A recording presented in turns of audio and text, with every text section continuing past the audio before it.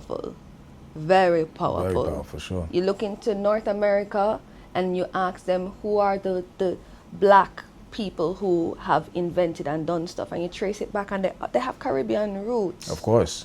You know, but we're called Black Americans in North America. Right. You know, we're not identified for where we come from. That's another way that they erase. Divide and conquer. Yeah, that's another way that they erase us. Yeah. You know, this idea of one story, Right. one single experience. They flatten our experience. You know, our experiences, our storytelling has to be nuanced, has to carry nuance in order for it to activate memory. That's what we're trying to do. Indeed. We are trying to remember For sure. and piece together the bits and pieces of memories that are scattered all over the world, that live Right. in every person that we meet, to put together this mosaic of what humanity really is and can be. That's just sort of how I see it still. Yeah. You know, everything else is superfluous, really. All of this, you know, titles and this and that kind of thing. You know, humans, we are so powerful. You know, we can build or we can destroy. Right. We live one time, that we know. So what are we doing with our limited lifetime? Right. Time. Yeah, time is precious. Man, Mecca, bro, you've invested a lot of your lifetime into what people call philanthropy and community.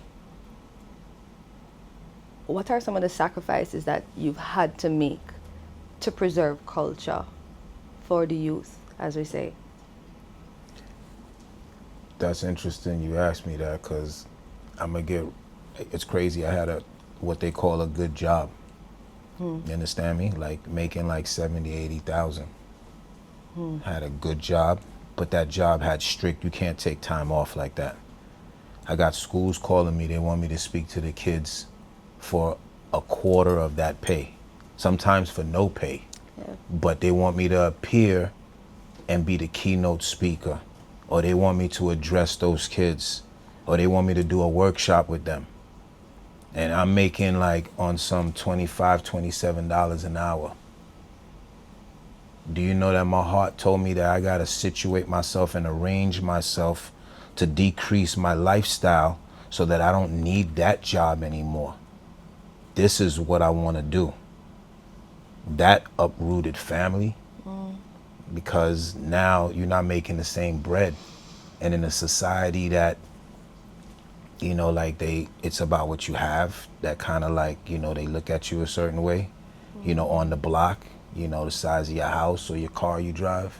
So at that time, again, when you don't have that knowledge yourself, you get caught up into that whole system also.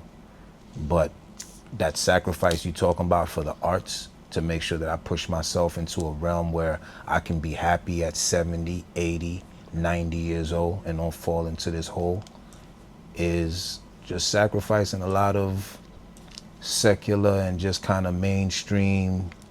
My job was one of them, you know what I mean? Like, you know, what they call the good job situation. So now I had to like make it work, and all prevails when you just put into it. I was listening to something that I forgot who was saying it, but he was like, yo, you just gotta like jump off the cliff. Yeah.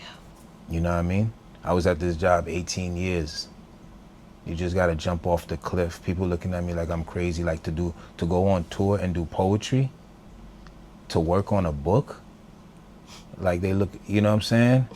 And so now that's what sustains a lot of the financial situation now.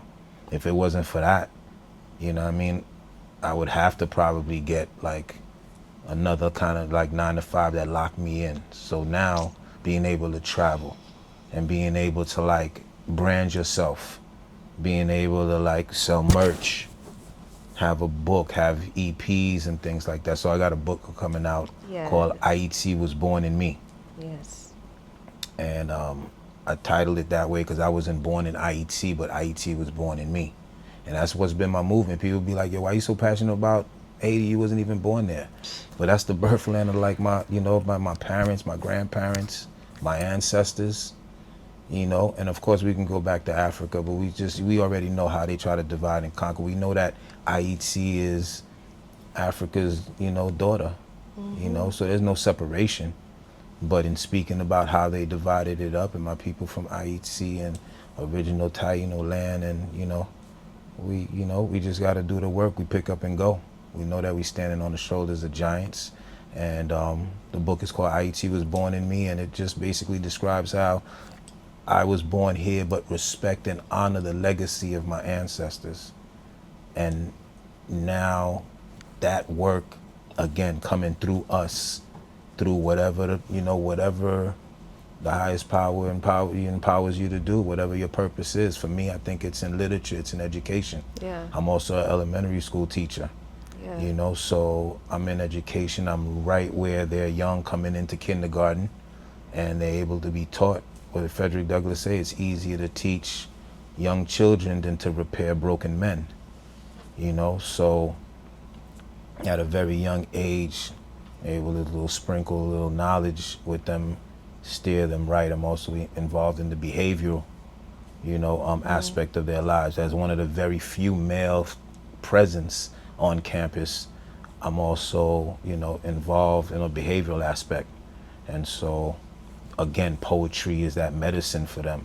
They just want to write about, they just want to express themselves. That's what poetry did for me. Express myself and also represent my culture. And man, you put those two things together, you have work, because there's work to be done. What is your creative process like as a poet?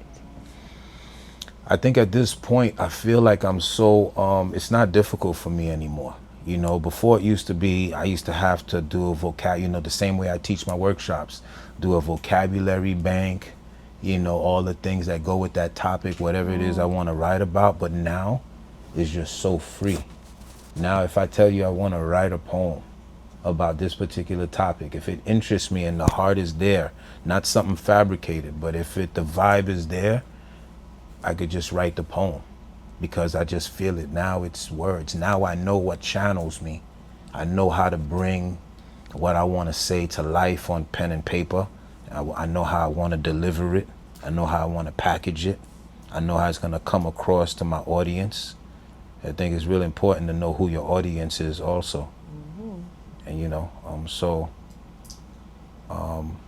yeah, so that's my process. Just kind of, I don't force it, you know, but sometimes somebody may ask you to just write something also. And so that's where I guess the flip side of that comes out. I think it's still natural to me, you know. If somebody asks me to write something and it's for a purpose and I'm all in, then it's gonna come natural.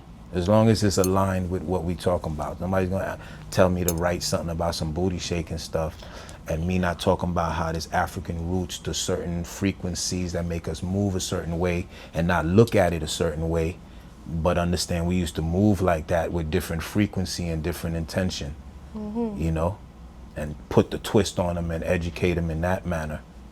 But it won't be that. Oh no, it won't be that. In America, because we talk a little bit about identity. I want to talk a little bit about identity for a second.